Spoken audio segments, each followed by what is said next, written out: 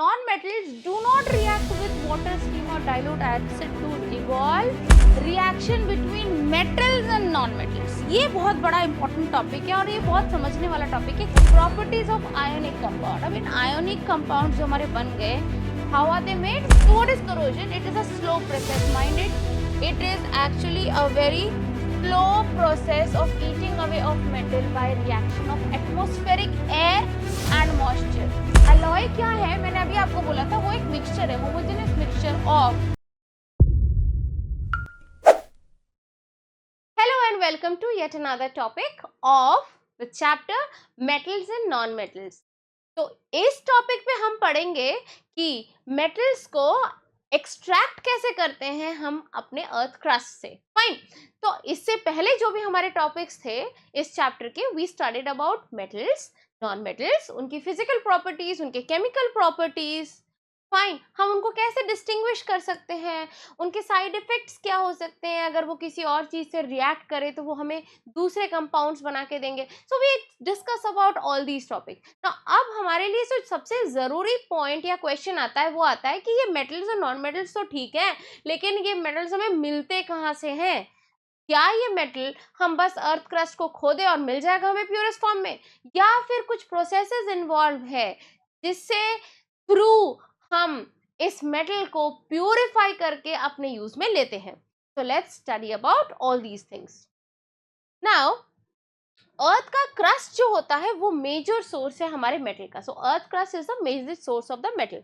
Now the element और the compound which occurs naturally on the earth crust are known as mineral. ये तो हम सब जानते हैं कि अर्थ के जो भी कंपाउंड्स उसके क्रस्ट में पाए जाते हैं उनको हम मिनरल्स कहते हैं.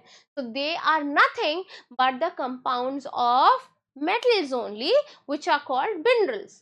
अब जब हम इन कंपाउंड में से फाइन एक मेटल को, क्योंकि ये मेटल कंपाउंड ही मिनरल्स हैं, अब इस मेटल कंपाउंड यानी इस मिनरल से जब हम एक मेटल को एक्सट्रैक्ट करेंगे तो वो वाला मिनरल कहलाता है हमारा ओर. ठीक है, let's see. So they are called mineral when they are naturally found in their compound state. Now those mineral from which metals can be extracted are called ores. हर किसी कंपाउंड से मेटल एक्सट्रैक्ट नहीं किया जा सकता. Clear? मैंने कहा हर किसी compound से मेटल एक्सट्रैक्ट नहीं किया जा सकता, क्योंकि हमने बहुत सारी रिएक्शंस अब पढ़ ली है. तो मैंने बताया था कि मैग्नीशियम को अगर मैं ऑक्सीजन के साथ रिएक्ट करूं तो मुझे कंपाउंड मिलता है मैग्नीशियम ऑक्साइड. अब उस मैग्नीशियम ऑक्साइड से जो कि जल गया है, आप बोलो कि उसमें से मैं मैग्नीशियम निकालूं, दिस इज नॉट पॉसिबल. तो वो जो मैग्नीशियम ऑक्साइड है that is also a compound. Is it a mineral? No. Is it a ore? No, because I cannot extract the magnesium out of it. Is this clear? Very good. Now let's move on to the next topic, which is extraction of metal. तो अब जब मैंने कहा कि मेरे ores हैं जिससे मेरे को metals निकल सकते हैं या मैं निकाल सकती हूँ, तो इस ore से मैं metals निकालूंगी कैसे? फाइन. तो यही जो प्रोसेस है, इस पूरे प्रोसेस का नाम दिया गया है एक्सट्रैक्शन ऑफ मेटल्स. कैसे निकाले हम एक्सट्रैक्ट करके इस मेटल को? Now some metals are found on earth crust in their free state and some are found in their compound state. Now let's suppose I talk about platinum और gold. तो platinum और gold तो इतना less reactive है तो वो कभी oxygen, carbon, nitrogen के साथ रिएक्ट ही नहीं करेगा.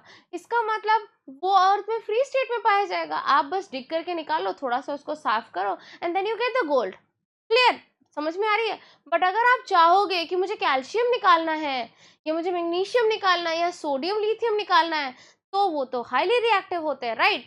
अगर आप उन सब को निकालने जाओगे अर्थ क्रस्ट से तो वो ऑलरेडी अपने किसी एक ना दूसरे कंपाउंड स्टेट में होते हैं by reacting with either nitrate और कार्बन और ऑक्सीजन. फाइन. तो हम क्या करते हैं, पहले उनको निकालते हैं from the earth crust either in the free state और in the compound form. And then these ores of many metals are actually found in the oxides form. तो ज़्यादातर जो मेटल के ores हैं वो ऑक्साइड फॉर्म्स में होते हैं. तो यानी कि वो क्या होते हैं? Oxide compounds. So they have to be extracted from their ores. Now the process or the various steps for obtaining a pure metal from the ore is called extraction of metal or metallurgy. तो जो science इन सारे processes पे deal करता है कि कैसे हम metal के कंपाउंड यानी मिनरल से यानी ओर से जिससे हमें मेटल मिल सकता है उससे हम एक मेटल को प्यूरिफाई करें, इस स्टडी का नाम है मेटलर्जी। क्लियर? और इसमें ना कुछ प्रोसेसेस इन्वॉल्व है, मतलब ऑब्वियसली ये जो प्रोसेस है ये किसी फैक्टर्स पे भी डिपेंड करता होगा। तो क्या फैक्टर्स है जिस पे वो डिपेंड करता है? वो है the nature of the ore. Ore कैसा है मेरा? ऑक्साइड है, नाइट्राइट है, या कुछ और है? फाइन। दूसरा कि इम्प्योरिटीज कौन कौन सी है, तो इम्प्योरिटीज जैसी होंगी मुझे उसी तरह से उसको साफ करने का तरीका ढूंढना होगा। तो इम्प्योरिटीज पे भी डिपेंड करता है कि मैं कैसे और कौन से प्रोसेसेस यूज करूं। तीसरा, nature of metal to be extracted, सबसे जरूरी। मुझे आयरन निकालना है तो मैं उस हिसाब के प्रोसेसेस यूज करूंगी ताकि मुझे आयरन मिले। अगर मुझे लिथियम निकालना है या मुझे सोडियम निकालना है तो मैं उस हिसाब से, क्योंकि आयरन की प्रॉपर्टीज अलग है, सोडियम की अलग है, लिथियम की अलग है, तो मैं अपने प्रोसेसेस को मेरा कौन सा मेटल मेरे ओर से निकालना है उस पर बहुत ज्यादा डिपेंड करता है। Clear? Now please write down the various factors in which these processes are dependent, the definition of metallurgy, and then we move on to the next topic.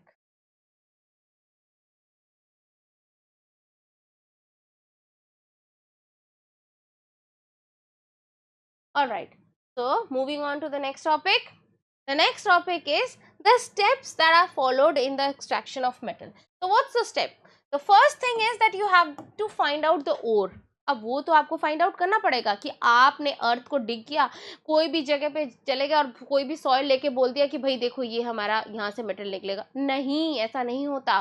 सबसे पहले आपको और फाइंड आउट करना है कि भाई देखो इस जगह के अर्थ क्रस्ट को हमने डिग किया या खोदा और ये जो मिट्टी है ये मुझे थोड़ी लाल दिख रही है या मुझे कुछ और कलर की दिख रही है, मुझे कुछ अजीब दिख रहा है, तो इसका मतलब इसमें कोई मेटल हो सकता है, यानी ये ओर है।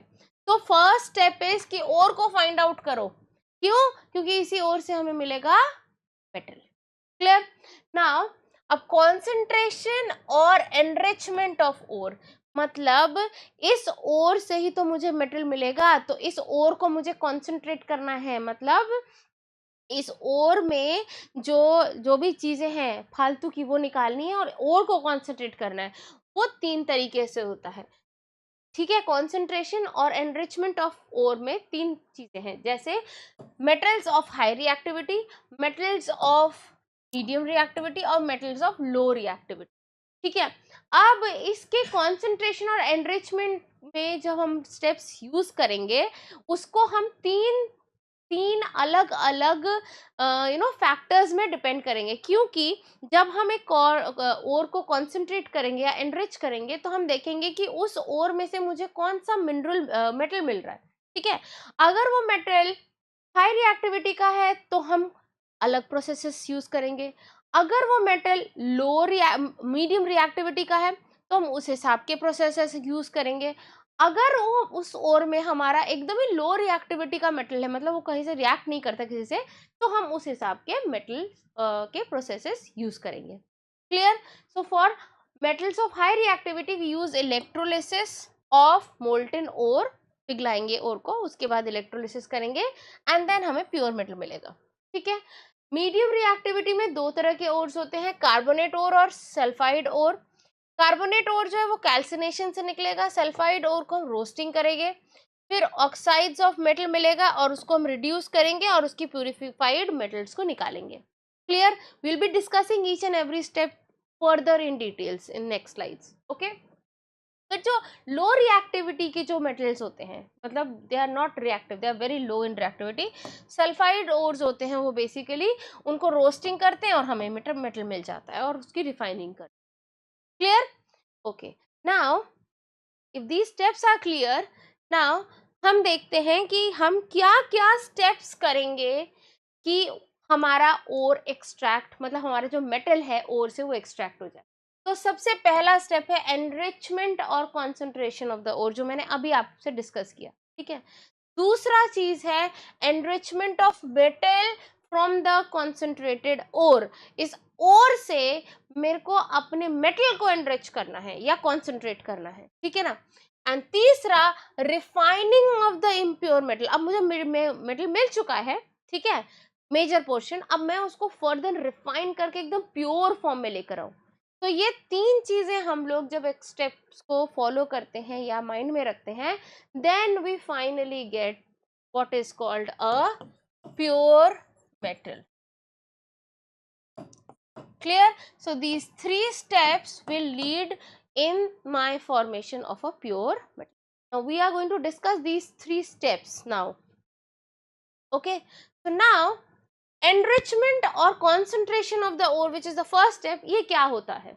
The undesirable impurities like soil, sand, plastic, you know, rocks, etc., they are found in the ores and they are called gang और मैट्रिक्स। फाइन, तो हम क्या करते हैं, इन मैट्रिक्स को अलग करना, मतलब हमने एक अर्थ का क्रस्ट खोदा, उसमें हमें मिट्टी भी मिलेगा, सैंड भी मिलेगा, रॉक्स भी मिलेंगे, प्लास्टिक, आजकल तो कितनी सारी नॉन बायोडिग्रेडेबल चीजें हैं वो सब मिलेंगी, तो उसको हमें पहले निकाल देना है।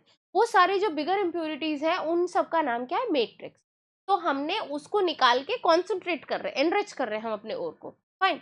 The process used for removing the gangue from an ore is based on difference between the physical and the chemical properties of the gangue and the ore. Obviously, the physical and the chemical properties of a soil and the ore which has the metal is different.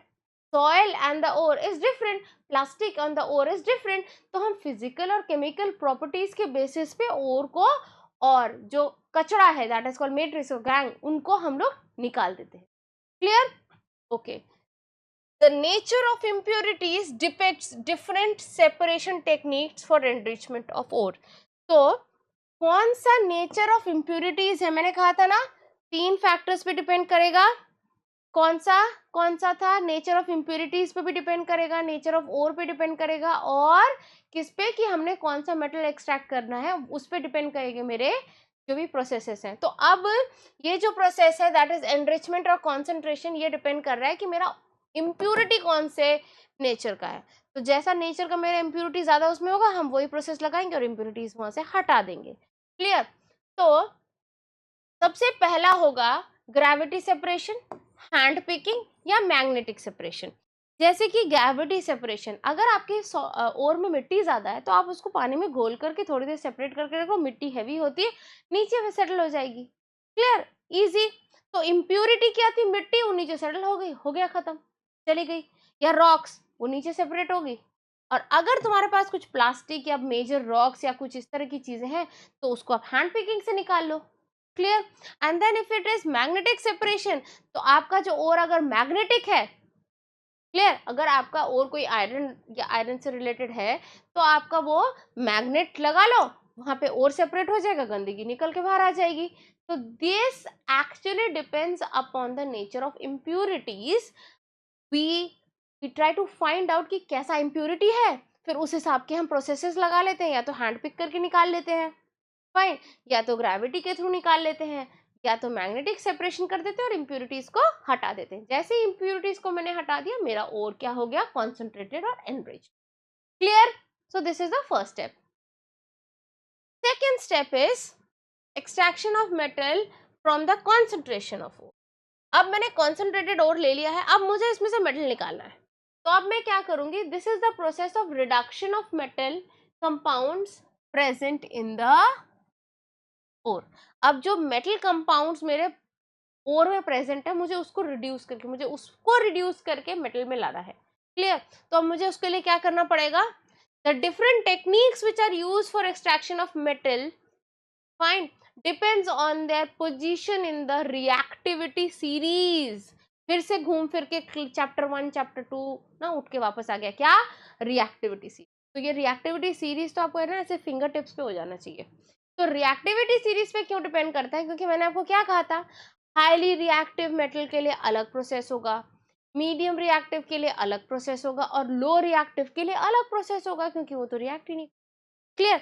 तो अब मेरा ये जो 3 categories पे divided है ना, वो इसलिए है क्योंकि कुछ तो बहुत हाईली रिएक्टिव होते हैं, कुछ मीडियम रिएक्टिविटी में रहते हैं, कुछ रिएक्ट नहीं करते हैं, तो हम उसके हिसाब से उनकी प्रोसेसिंग करेंगे। क्लियर? एक्सट्रैक्ट करेंगे उनके ओर से। तो मेथड ऑफ एक्सट्रैक्शन में पहला आएगा electrolysis of the molten ore. Chlorides और ऑक्साइड। तो ये और जो होते हैं वो कैसे और होते हैं, क्लोराइड्स होते हैं बेसिकली या ऑक्साइड्स। तो इलेक्ट्रोलिसिस हम किन की करते हैं, या तो क्लोराइड्स की करते हैं या तो ऑक्साइड्स की। याद रखना, वेरी इंपॉर्टेंट। फिर reduction of oxides with carbon, second में हम लोग रिड्यूस करेंगे ऑक्साइड्स को कार्बन के साथ, क्लियर।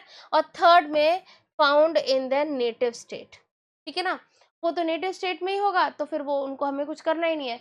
तो जो हाईली रिएक्टिव है वो इलेक्ट्रोलिसिस के थ्रू जाता है, मीडियम रिएक्टिव रिडक्शन के थ्रू जाता है of oxides with the carbon, और जो लो रिएक्टिव है वो तो नेटिव स्टेट में ही पाया जाता है, उसको हम थोड़ा बहुत साफ सूफ कर लेते हैं, इम्प्यूरिटीज मैट्रिक्स या जो भी है, and we get the native metal. Now, if all these things are clear, the steps are clear, please write down these and we will move on to the next further topic.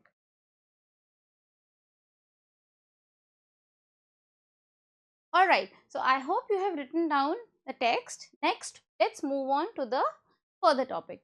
So, the further thing says that all the metals placed at the bottom of the reactivity series are very less reactive. We did see that, right? तो अब जो हमारे यहाँ पे bottom of the reactivity series है, यहाँ पे हमने देखा कि ये सारे जो भी हमारे मेटल्स हैं ये सारे लेस रिएक्टिव मेटल्स हैं, alright.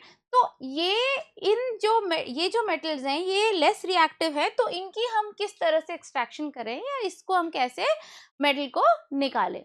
So, few metals are comparatively more reactive, thus they occur in their combined form and can be converted into metallic form by heating their ore in presence of oxygen. So, अगर आप platinum की बात करो, अगर आप gold की बात करो, so they are very very less reactive. They are not found in a compound form. They are found in the native form. And आप जस्ट उसके जो मैट्रिक्स गैंग जो भी है आप उनको साफ करो and then you will get the metal. But वहीं लेस रिएक्टिव होने के बावजूद भी कुछ मेटल्स ऐसे होते हैं जो कि अपने कंपाउंड फॉर्म में पाए जाते हैं, they are comparatively little reactive. तो उसको हम कैसे एक्सट्रैक्ट करते हैं, उसको हम हीट करते हैं, और किसके प्रेजेंस में हीट करते हैं, which is very important, in the presence of oxygen. Further जब हम इस टॉपिक को आगे और पढ़ेंगे तो देखेंगे कि हीटिंग भी दो तरह से होती है, और ये ऑक्सीजन कब इंपॉर्टेंट है और ऑक्सीजन के बिना इंपॉर्टेंट कब हो जाता है मेटल को हीट करके निकालना। फाइन, तो अब हम देखते हैं हमारे फर्स्ट ओर को जिसका नाम है सिनेबार। सिनेबार जो है उसका केमिकल कॉम्पोजिशन है HgS, that is mercury and sulfur. So this is the ore for your mercury. We extract mercury profitably from cinnabar. So it's an ore of mercury. When heated in air, it first changes into its oxide form. कौन सा oxide form? This HgO, and then reduced to mercury metal on further heating. तो अपन का process जो है ना metallurgy का, it is very simple. हमारे पास एक ओर है, ऑलराइट, हमने उस ओर को ऑक्सीजन के प्रेजेंस में खूब अच्छे से हीट किया। आपको पता ही है combustion in the presence of oxygen leads to formation of a flame and then it is heated and you are getting the oxide of the metal. तो हमारे पास सिनेबार है विच इज HgS, हमने उसको इन the presence of air, that is in the presence of oxygen. Air का मतलब ये नहीं कि नाइट्रोजन या कार्बन डाइऑक्साइड हम स्पेसिफाई कर रहे हैं, हम ऑक्सीजन को स्पेसिफाई कर रहे हैं। तो we heat it in the presence of oxygen and then we get the oxide of the metal, that is mercuric oxide, and you also get sulfur dioxide which is expelled out, okay, in from the furnace. Now again जो हमारे पास metal oxide आ गया उसको हम further heat करेंगे, okay.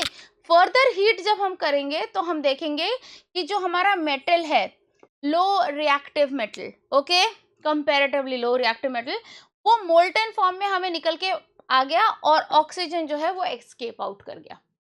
I hope this is clear. So this extraction process is for cinnabar. हमने क्या किया, simply cinnabar लिया और उसको हमने हीट किया in the furnace in presence of oxygen. उसके बाद हमने देखा कि सल्फर डाइऑक्साइड एक हमारा ग्रीन हाउस गैस है, हमारा पोल्यूटेंट समझ लो, ठीक है, वो निकल गया बाहर फर्नेस से, और हमें क्या मिला नीचे, हमें मिला मर्क्यूरिक ऑक्साइड। अब हमने फर्दर वहां से निकाला नहीं, उसी फर्नेस में मर्क्यूरिक ऑक्साइड को फिर हीट किया।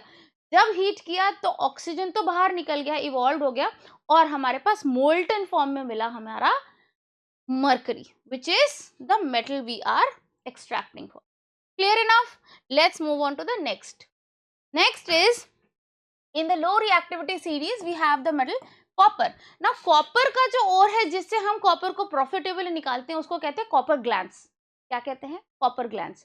इसका भी जो composition है ये है Cu2s. अब एक चीज ध्यान देने वाली चीज है आप लोगों में, जो भी हमको ore मिल रहा है, आपने मर्करी देखा सल्फर के साथ है, आप कॉपर देखो सल्फर के साथ है, आगे भी जब हम ओर्स देखेंगे देखना हर चीज सल्फर के साथ है।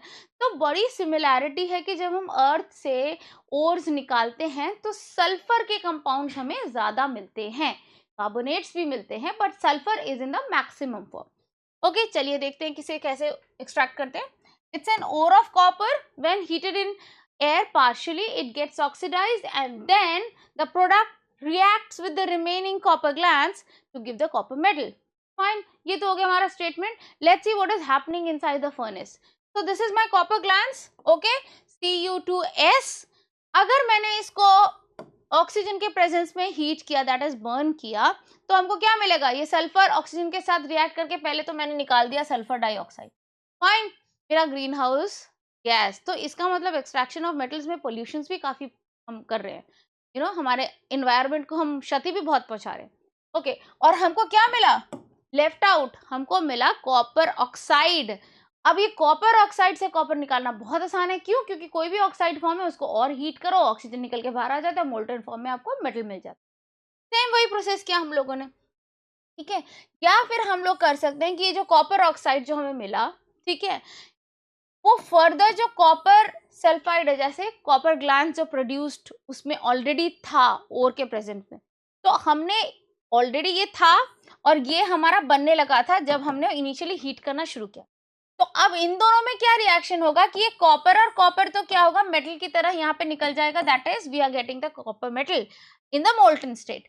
बट ये O और ये S जो है ये अपने एफिनिटी में आएगा और दोबारा क्या बनाएगा, सल्फर डाइऑक्साइड, और एस्केप आउट हो जाएगा। तो यहाँ रिएक्शन थोड़ा सा अलग है कि अगर आप फर्दर हीटिंग करते हो, लेट्स सपोज ये आपका फर्नेस है, ओके, और आपने यहाँ पे कॉपर ग्लैंड्स रखा है और आपने हीट करना शुरू किया, ऑलराइट। जब आपने हीट करना शुरू किया इन द प्रेजेंस ऑफ, यहाँ इनलेट है और यहाँ से आप ऑक्सीजन दे रहे हो, ऑक्सीजन दे रहे हो O2, ओके, एयर।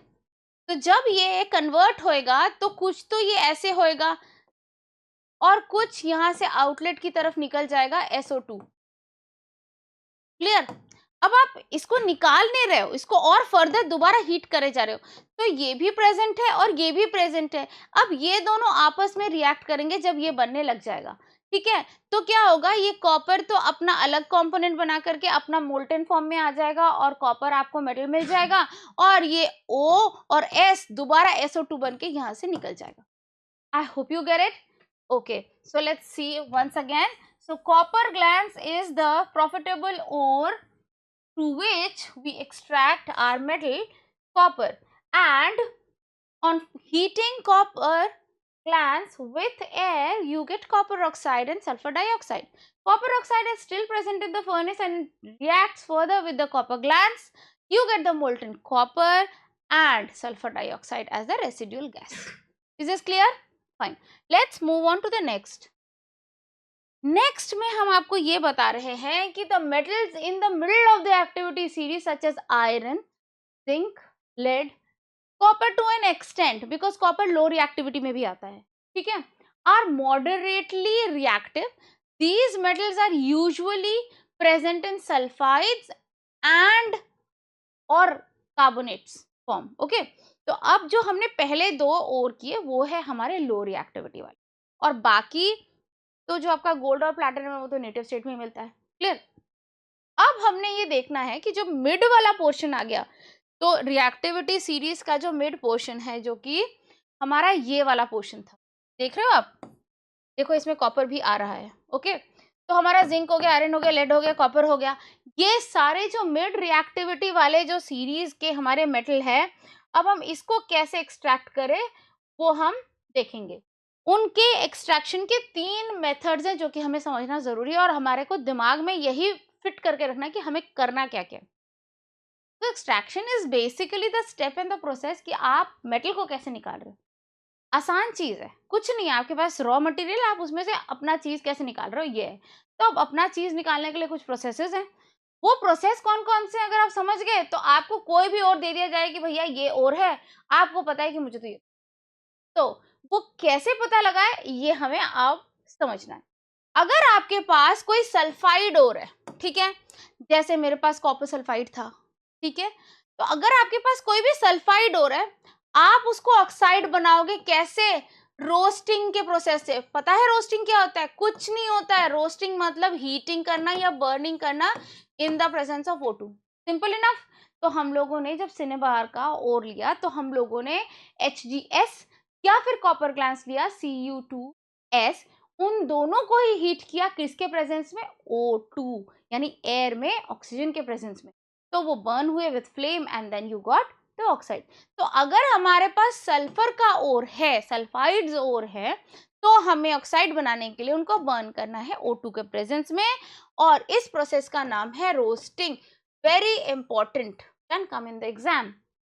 अगर हमारे पास कार्बोनेट के ओर है, ठीक है, अगर हमारे पास कार्बोनेट की ओर है, सल्फाइड ओर नहीं है, अब कार्बोनेट के कंपाउंड्स हैं, तो हमें उसको ऑक्साइड अगर बनाना है, उस प्रोसेस में आपको कैल्सिनेशन फॉलो करना है। अब कैल्सिनेशन क्या, ये भी हीटिंग ही है, बट डिफरेंट ये है कि हम उसमें ऑक्सीजन नहीं देंगे। Is this clear? Is this clear? Let me repeat it again.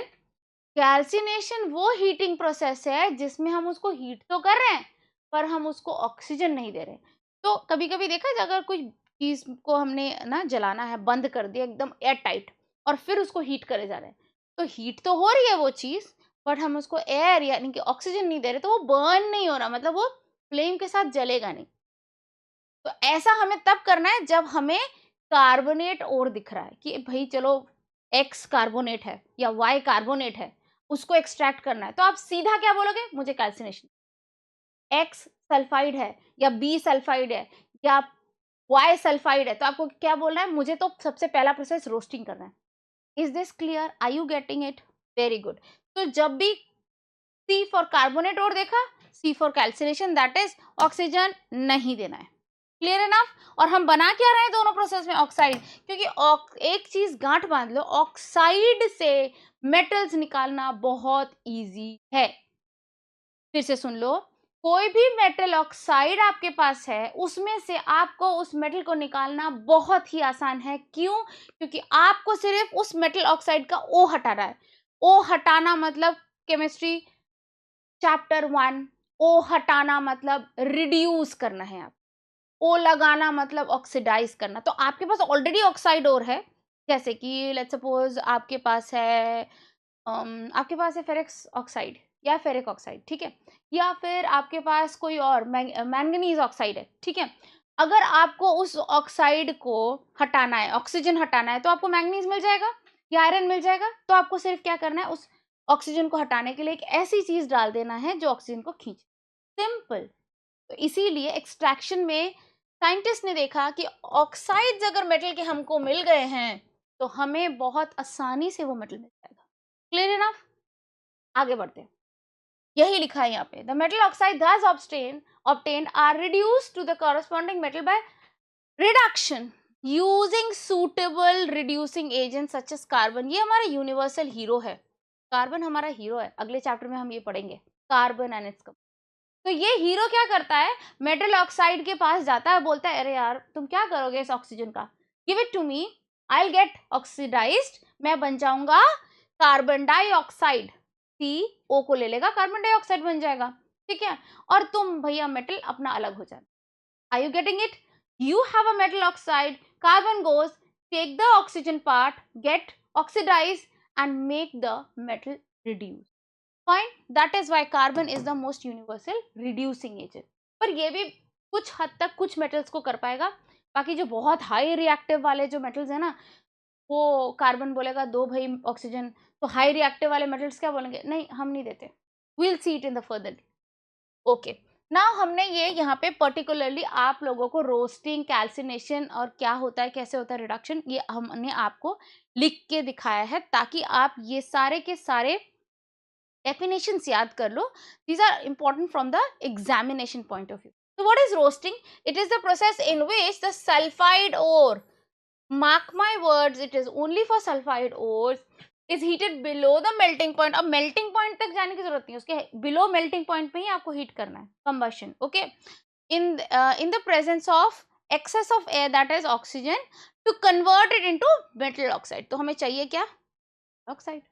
Okay, हम कार्बोनेशन में भी मेटल ऑक्साइड ही जा रहे हैं, सॉरी कैल्सिनेशन में भी कार्बोनेट और का मेटल ऑक्साइड ही बना रहे हैं. ठीक है, तो हमारे पास जिंक सल्फाइड ओर है. ओके, इस ओर को मैंने ऑक्सीजन के प्रेजेंस में जैसे ही बर्न किया, मुझे मिला जिंक ऑक्साइड, और ऑब्वियसली क्या मिलेगा, हमारा polluting gas, that is sulphur dioxide. Clear है ना? और देख लेते हैं. और दूसरा प्रोसेस था, कहा था मैंने, क्या कैल्सिनेशन करना है. किसका करेंगे? The carbonate ore, when heated below its melting point in the absence or limited supply of air, that means we are not providing oxygen to it. Okay, it converts into again metal oxide. तो अब अगर मेरे पास zinc sulphide ना होकर के zinc carbonate है as ओर, तो क्या करेंगे? तो जिंक कार्बोनेट को हमने लिया, उसको हीट करा, ऑक्सीजन नहीं दिया क्योंकि कार्बोनेट है, तो कैल्सिनेशन, तो वो भी हमें जिंक ऑक्साइड देगा. और अब क्योंकि हमने सल्फर का तो लिया नहीं, तो ऑक्सीजन भी आया नहीं, तो सल्फर डाइऑक्साइड कैसे निकलेगा? अब जो है वही निकलेगा. कार्बोनेट में CO3 होता है, तो क्या निकलेगा? CO2 निकलेगा. अगर हमने उसमें से, देखो यहाँ पे CO3 है ना, तो इसमें से हमने CO2 अलग कर दिया, तो ये तो CO2 आ गया, और एक बेचारा O इसके साथ बचा रहा, तो वो बन गया ZNO. Clear enough? चलिए, नेक्स्ट है रिडक्शन. जो मैंने कहा था, बाद में हम लोगों को जैसे ही हमारा मेटल ऑक्साइड मिलता है, हम उसको रिड्यूस कर देते हैं और फिर हमें मेटल मिल जाता है. तो पढ़ते हैं. It is the process of conversion of metal oxide ore into its corresponding metal. How? By heating the oxide with suitable reducing agent like carbon in the form of coke. Coke is a form of carbon. तो अपन क्या करते हैं? We are heating the metal oxide and we put some coke inside the furnace. This coke burns out, take the oxygen part from the oxide ore, and then becomes carbon dioxide, leaving behind the metal impurity. Clear enough? Let's see. तो यहाँ से मुझे Zn oxide, ZnO मिल गया था. ZnS से, zinc sulphide से भी मुझे ZnO मिल गया था. अब इस ZnO को मैंने कोक यानी कार्बन के साथ रिएक्ट करवाया, हीट करवाया, बर्न करवाया. फिर क्या हुआ? मुझे Zn मिल गया और मेरा कार्बन मोनोऑक्साइड गैस जो है इसमें से निकल के बाहर आ गया. Okay, so I hope all these things are very clear. You can take the screenshot, you can write the notes, go back, take all the proper notes, and then we'll move on to the next topic.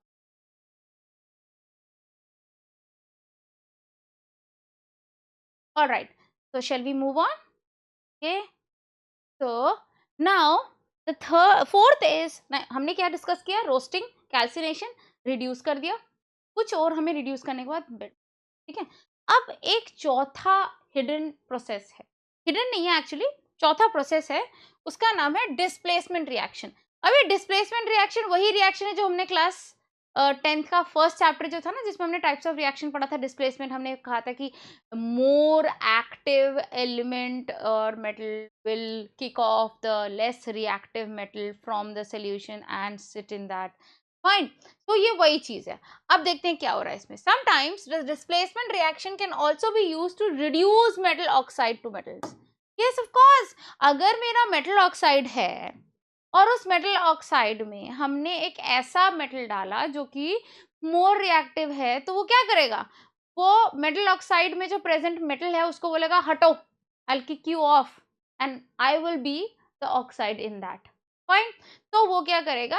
वो बन जाएगा metal oxide, और जो बेचारा metal oxide already था वो निकल के बाहर आ जाएगा. Simple enough. Let's see.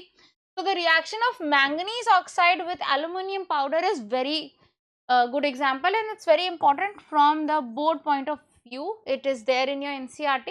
So what is the reaction? You have manganese oxide, magnesium नहीं है, manganese oxide है, okay. Now manganese oxide को आपने aluminium powder डाल दी, ठीक है. एल्यूमिनियम पाउडर डाला तो ये एल्यूमिनियम जाकर के यहाँ बोलता है manganese you are not more active than me, I am more active. So manganese will come out, sit, and the player now will be the aluminium, which is aluminium Al2O3, aluminium oxide. Did you get this? Let me repeat it again. It is the simplest displacement reaction which we have studied in chapter 1 class 10. Displacement reaction क्या कहता है कि अगर आपके पास already present कोई भी oxide या compound है और आपने उसमें एक ऐसा मेटल डाला है जो कि उससे ज़्यादा रिएक्टिव है, तो वो उस कंपाउंड के मेटल को हटाएगा और खुद जाकर बैठ जाएगा. यही फंडा है डिस्प्लेसमेंट का, वही फंडा यूज किया है. मैग्नीशियम ऑक्साइड मेरे पास था और उसमें मैंने एल्यूमिनियम पाउडर डाल दिया. अब मैग्नीशियम ऑक्साइड को मैंने प्रोड्यूस किया है from my ore of magnesium, ठीक है. अब वो उसमें अगर वो सल्फाइड ओर था तो मैंने रोस्टिंग के थ्रू किया है, और अगर वो कार्बोनेट ओर था तो मैंने उसको कैल्सिनेशन के थ्रू ऑक्साइड बनाया. अब मेरे पास ऑक्साइड ओर है, बेसिकली मैं ये कह रही हूँ. अब मैं इसको रिड्यूस नहीं कर रही हूँ, अब मैं इसको क्या कह रही हूँ, डिस्प्लेस कर रही हूँ. तो मैग्नीशियम ऑक्साइड को मैंने एल्यूमिनियम पाउडर दिया और ये Al2O3 बना करके बैठा और मैंगनीज को साइड करके बिठा दिया. Are you getting it? और इस प्रोसेस में ना बच्चों बहुत ज्यादा हीट निकलता है. It's a displacement reaction which is actually causing a lot of heat. The container और the furnace or the tank in which it is happening gets heated up. Fine. So these displacement reaction are highly exothermic. See, since I told you just now, these are very very very heat releasing. That means they are exothermic in nature. The amount of heat produced is so high that the metals are always formed in the molten state. Clear? तो ये molten state में ही निकलते हैं आपके सारे metal जो हैं जब आप इस तरह के डिस्प्लेसमेंट रिएक्शन से मेटल को एक्सट्रैक्ट करते हो. So the reaction of iron 3 oxide Fe2O3 जो है with aluminium to produce iron is used to join railway tracks or cracked machine part. This process is called thermit welding. अब ये thermit welding अच्छे से समझ लेते हैं हम लोग. क्या होता है कि जब हमारे पास आयरन ऑक्साइड होता है ना Fe2O3, इसमें क्या करते हैं हम थोड़ा सा एल्यूमिनियम पाउडर डाल देते हैं, ठीक है. जैसे ही हमने एल्यूमिनियम पाउडर डाला तो aluminium being more reactive than Fe, it will go kick off iron, sit there as Al2O3 and iron जो है आपका वहां पे फ्री हो गया इन द मोल्टन स्टेट. अब जो आयरन है ना वो मोल्टन हो गया. अब सपोजिंग आपने एल्यूमिनियम पाउडर, रेलवे ट्रैक, आपके पास रेलवे ट्रैक है, यहाँ आपको इन दोनों को जोड़ना है. ये भी आयरन, ये भी आयरन, ये भी आयरन, ये भी आयरन, तो ये सब Fe है. अब आप कहोगे मैम Fe तो है, Fe2O3 क्या? अरे भैया जंग, rust. Fe2O3 is oxide form of the iron. तो जब रेलवे ट्रैक पड़े पड़े तो ऑक्साइड होता ही है. तो यहाँ हमने क्या किया, थोड़ा सा पाउडर छिड़का. किस चीज का पाउडर छिड़का? एल्यूमिनियम का. यहाँ हमने डाला एल्यूमिनियम. इससे क्या होता है, ये जो Fe है it is so exothermic that will be in the molten state. Can you see this? तो ये Fe जो है ये पिघलने लगता है. पिघलने के वजह से this will cause the welding of the railway track. Get it? Okay. Now this reaction is also called thermit reaction. तो thermit reaction क्या होता है? वो displacement reaction जिससे आपको metal in molten state में मिलता है, because ये displacement reaction बहुत ही ज़्यादा exothermic in nature होता है. Clear enough? चलिए next अब आ जाते हैं. हमने वेरी लो रिएक्टिव देख लिया था. अच्छा, प्लैटिनम गोल्ड को तो चाहिए ही नहीं, हो तो नेटिव है. फिर भी जो रिएक्ट हो जाते हैं, जैसे मर्क्यूरी देख लिया, कॉपर देख लिया, हमने उनका देख लिया. हमने बाद में देखा कि मिड ऑफ द सीरीज में क्या होता है, कैसे होता है, वो भी हमें समझ में आया. कुछ नहीं है, बस थोड़ा सा रिडक्शन जो है उसकी जगह डिस्प्लेसमेंट हो जाता है. ठीक है. अच्छा, अब हम देखेंगे जो मेटल्स हैं हमारे, जैसे कैल्शियम हो गया, सोडियम हो गया, मैग्नीशियम हो गया, ये सारे जो है ये तो बहुत हाईली रिएक्टिव मेटल्स हैं. ठीक है. अब ये हाईली रिएक्टिव मेटल है, तो इनको कैसे हम एक्सट्रैक्ट करें? Let's read it out. Metals like calcium, sodium, magnesium, etc. placed at the top of the reactivity series are highly reactive in nature, so they are not found in the nature as free state. वैसे तो free state में कोई भी नहीं होगा, mid reactivity वाला भी नहीं होगा, लेकिन ये है कंफर्म कि लो रिएक्टिव मतलब जो हाईली रिएक्टिव मेटल होगा वो कभी भी नहीं होगा। कहने का मतलब सिर्फ इतना है। Okay, the metallic compound at the top of the reactivity series can not be reduced by carbon. क्यों? मैंने आपको उस टाइम कहा था भाई ये इतने रिएक्टिव होते हैं कि जब कार्बन जाएगा और बोलेगा सोडियम ऑक्साइड को कि दे दो अपना oxygen so that you get reduced and be as sodium, sodium बोलेगा no I am more active, I will get bonded with oxygen, I will not give you my oxygen. वो खुद जल जाएगा but not giving the oxygen to the carbon. तो अब हम देखते हैं कि जो हमारे हाई रिएक्टिविटी वाले मेटल्स हैं वो कभी भी कार्बन से रिड्यूस नहीं हुई। ये तो हमने गांठ बांध ली। अब क्या करेंगे तो उसको रिड्यूस कैसे करेंगे? तो by any other reducing agent में भी वो नहीं रिड्यूस होता है due to their high affinity for oxygen than carbon. बताया ना मैंने।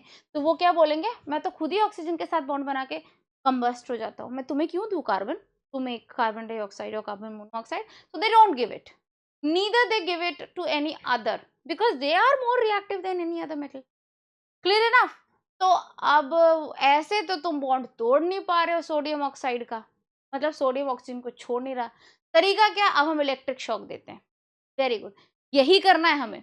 तो therefore the electrolytic reduction is employed for metals like sodium, magnesium and calcium. ढीट है, ऑक्सीजन छोड़ नहीं रहे, तो हम इलेक्ट्रिक शॉक देंगे, यानी कि कहने का मतलब है इलेक्ट्रोलिटिक रिडक्शन करेंगे। तो उनका जो बॉन्ड है हम सिर्फ इलेक्ट्रिसिटी से ही तोड़ सकते।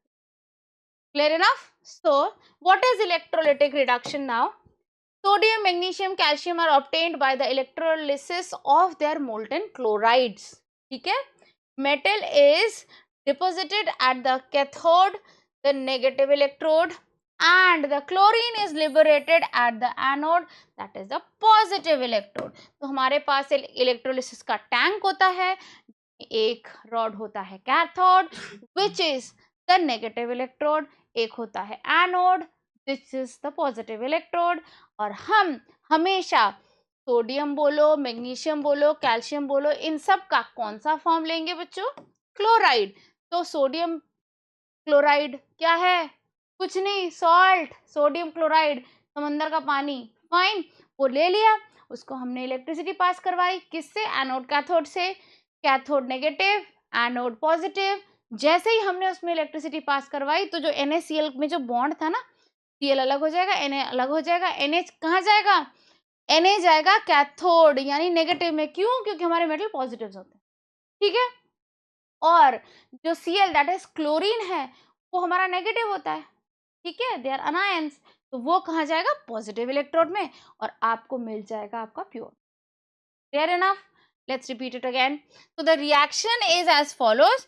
At cathode जो कि मेरा नेगेटिव इलेक्ट्रोड है, उसमें सोडियम टूटेगा, पॉजिटिव बनेगा, एक इलेक्ट्रॉन निकाल देगा और जाकर के उसकी रिडक्शन हो रही।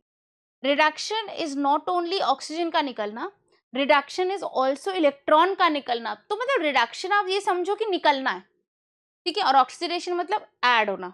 ठीक है, अब क्लोरीन में आप एक इलेक्ट्रॉन दे देते हो, वो फुल हो जाता है और चला जाता है आपके ऑक्सीडेशन स्टेट करके पॉजिटिव इलेक्ट्रोड को। Okay, similarly aluminium is also obtain bye electrolytic reduction of molten aluminium oxide. ठीक है, तो कुछ हद तक हम एल्यूमिनियम के ऑक्साइड को भी इलेक्ट्रोलिटिक रिडक्शन से ही निकालते हैं, कि कंपैरेटिवली देखा जाए कि एल्यूमिनियम भी काफी रिएक्टिव मेटल है इन नेचर।